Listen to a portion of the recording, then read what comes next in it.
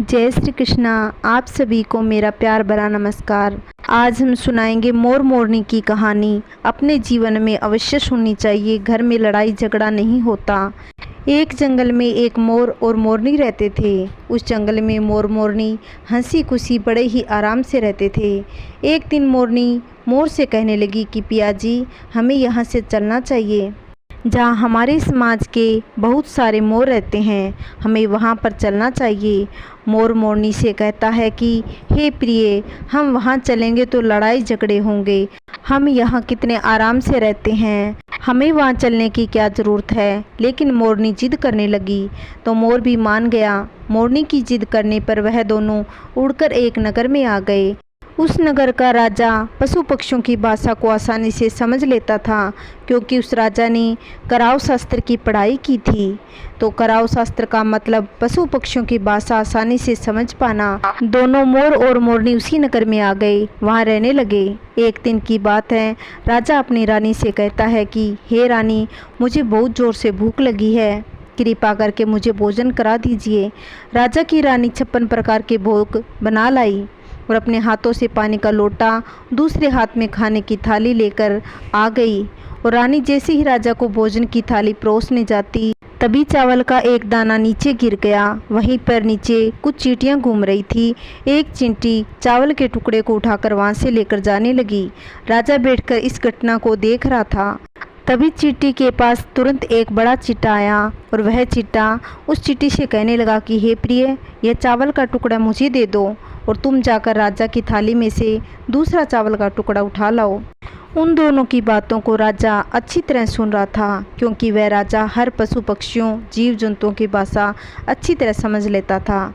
चिंटी ने चींटा से कहा कि नहीं नहीं नहीं जाऊंगी। अगर राजा को इस बात का पता चल गया तो राजा मुझे मार देगा। फिर चींटा चींटी से कहने लगा कि तुम जाओ, राजा को पता नहीं चलेगा। चींटी जाने की तैयारी करने लगी, लेकिन आधे रास्ते से वापस चली आई और चींटा से कहती है कि नहीं नहीं, मैं नहीं जाऊंगी, क्योंकि हो सकता है कि राजा को पता चल जाए, राजा मुझे मार दे। राजा उन दोनों को देख रहा था। चींटी को इस बात की शंका हो गई कि राजा हमारी बात को समझ रहा है। चींटा चींटी से कहने लगा कि देखो, लगता है राजा हमारी बात को समझ गया है। राजा ने हमारी बात सुन ली है, इसलिए राजा हम दोनों को देख रहा है। चींटी चींटा से कहने लगी, और अगर राजा यह बात किसी और को बताएगा तो उसी समय पत्थर का बन जाएगा। राजा चिंटी और चींटा की बात को सुन लेता है और समझ गया कि राजा इस बात को सुनकर हंसने लगा। राजा को अकेले हंसते हुए देख रानी रसोई से बाहर आ गई तो राजा उसे हंसता हुआ दिखाई दिया। रानी राजा को हंसते हुए देखकर सोचने लगी कि शायद मुझसे कोई गलती हुई है, इसलिए राजा जी को हंसी आ गई। रानी राजा के पास गई और कहने लगी कि महाराज, क्या मुझसे कोई भूल हुई है जो आप इतने ज़ोर से हंस रहे हो। राजा रानी से कहने लगा कि नहीं नहीं, ऐसी कोई बात नहीं है, मुझे बस यूं ही हंसी आ गई। लेकिन रानी जिद करने लगी और कहने लगी कि आपको मुझे बताना ही पड़ेगा कि आप क्यों हंस रहे थे। राजा बार बार मना कर रहा था, क्योंकि राजा को पता था कि चिंटी ने कहा कि अगर मैं चिंटी वाली बात किसी को बताऊंगा तो मैं पत्थर का बन जाऊंगा। इसलिए राजा रानी को यह बात नहीं बताना चाहता था। लेकिन रानी बार बार जिद कर रही थी और कहती कि आप मुझसे सच्चा प्रेम करते हैं तो मुझे बताना ही पड़ेगा। और राजा सोचने लगा कि अब यह बात मैं रानी को बताऊंगा तो मैं पत्थर का बन जाऊंगा, और अगर मैं यह बात नहीं बताऊंगा तो रानी का मेरे ऊपर विश्वास उठ जाएगा। अब राजा को रानी के हट के आगे झुकना ही पड़ा, क्योंकि बाल हट और त्रिया हट दोनों के आगे अच्छों को झुकना पड़ता है। अब राजा रानी को कहते हैं कि ठीक है, लेकिन सुनो रानी, अगर यह बात मैं तुमको बताऊंगा तो तुमको बाद में पछताना पड़ेगा। रानी कहने लगे कि अभी तो आप कह रहे थे कि कोई बात नहीं, ज़रूर कोई रहस्य की बात है। इसलिए रानी अब और ज़्यादा जिद करने लगी।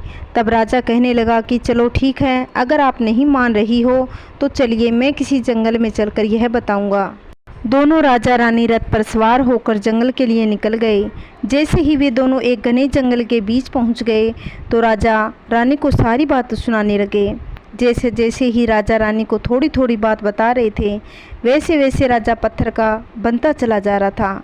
जैसे ही राजा ने आधी बात रानी को सुनाई तो वह आधा पत्थर का हो गया। राजा रानी से कहने लगा कि हे रानी, मैं आधा पत्थर का हो गया, तुम बाद में बहुत पछताओगी। रानी ने कहा, हे महाराज, अब तो थोड़ी सी बात और बची है, वो भी मुझे सुना दो। राजा ने पूरी बात सुना दी तो राजा पूरा पत्थर का हो गया। रानी की इस जिद के कारण राजा पूरा पत्थर का बन गया। अब रानी घबराकर ज़ोर ज़ोर से रोने लगी कि रानी उस पत्थर को इधर उधर हिलाने की कोशिश करती, लेकिन वह भारी पत्थर कैसे हिल पाता, क्योंकि राजा हट्टा कट्टा था। इधर राजा पत्थर का हो गया। अब रानी सर पटक पटक कर रोने लगी और सहायता के लिए इधर उधर देखकर ज़ोर ज़ोर से आवाज़ लगाने लगी। इस घटना को मोर और मोरनी दोनों देख रहे थे। रानी के विलाप को देखकर मोर मोरनी को रानी पर दया आ गई।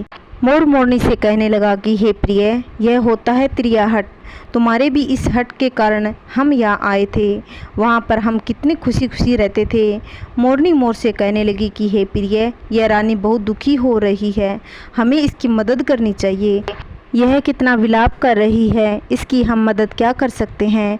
इसको हम हिम्मत तो बंधा ही सकते हैं। हम दोनों रानी के पास गए और जाकर रानी से कहते हैं कि रानी, जो आपके साथ हुआ वह तो गलत हुआ, लेकिन आप थोड़ा धीरज धरिए और अपने आप को संभालिए।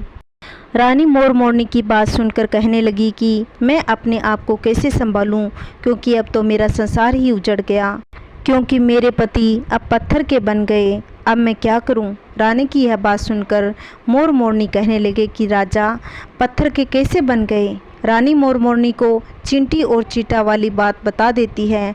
जैसे जैसे रानी वह बात बताती है, मोर और मोरनी दोनों बड़े दुखी हो गए। मोर मोरनी सोचने लगे कि यह नौबत हम पर भी आ सकती है, क्योंकि राजा भी उस चींटी चीटा की बात से पत्थर हो चुके थे।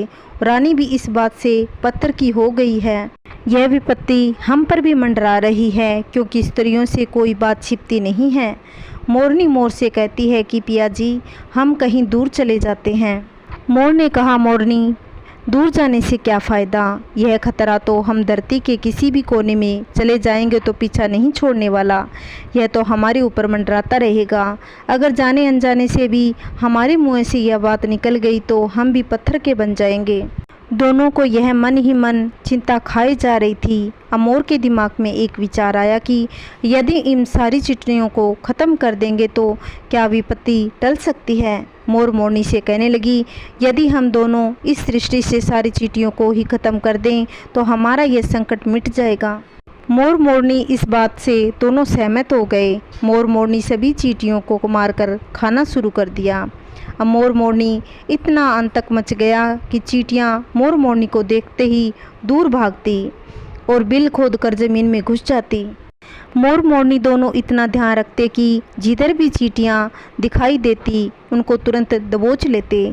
चींटियाँ उनके डर से बिल से बाहर नहीं निकलती, बिल के अंदर ही छुपी रहती। अब चींटियाँ भूखे मरने लगी, क्योंकि भोजन तो मिल नहीं पा रहा था। अब जैसे ही चींटियाँ भोजन के लिए बिल से बाहर निकलती है तो मोर मोरनी उनको मारकर खा जाते। अब एक चींटी और चिंटा बिल के अंदर भूख से तड़फ रहे थे। भगवान विष्णु का जाप करने लगे। भक्ति में दोनों इतने लीन हो गए कि उनको ध्यान ही नहीं रहा कि हम कहाँ पर हैं। भगवान की भक्ति में रहे, इसलिए भगवान विष्णु जल्दी प्रसन्न हो गए, उनको दर्शन दिए।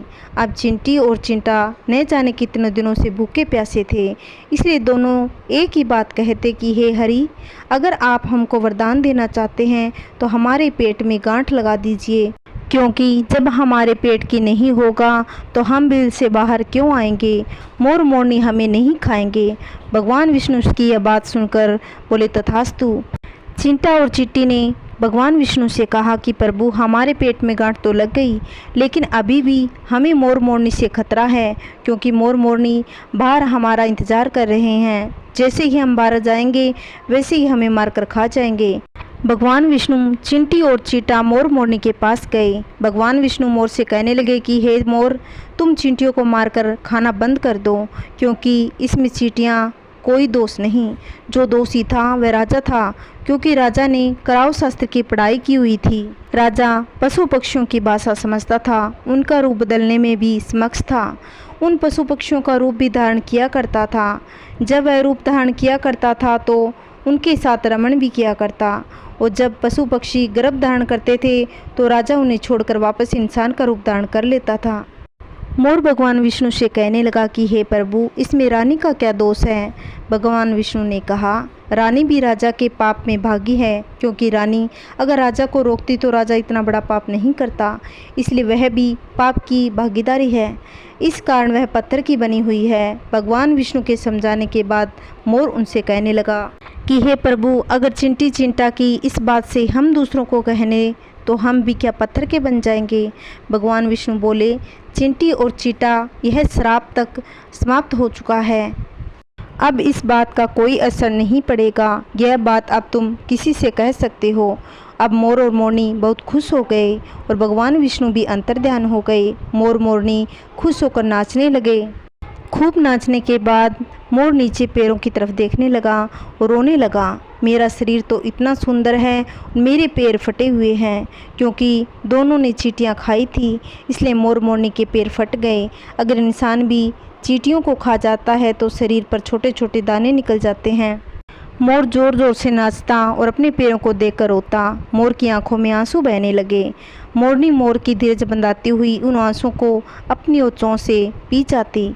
इस तरह हर बार मोर मोरनी ज़ोर ज़ोर से नाचते, रोता तो मोरनी मोर के आंसुओं को पी जाती।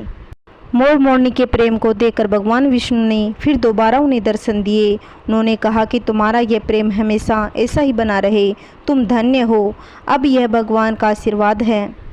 यह श्राप मोरनी मोर के आंसू को पीने से गर्भवती होती है। आज की मेरी वीडियो आपको अच्छी लगी हो तो लाइक और चैनल को सब्सक्राइब करें, अपने दोस्तों के साथ शेयर भी करें और कमेंट में जय श्री कृष्णा अवश्य लिखना। जय श्री कृष्णा, राधे राधे।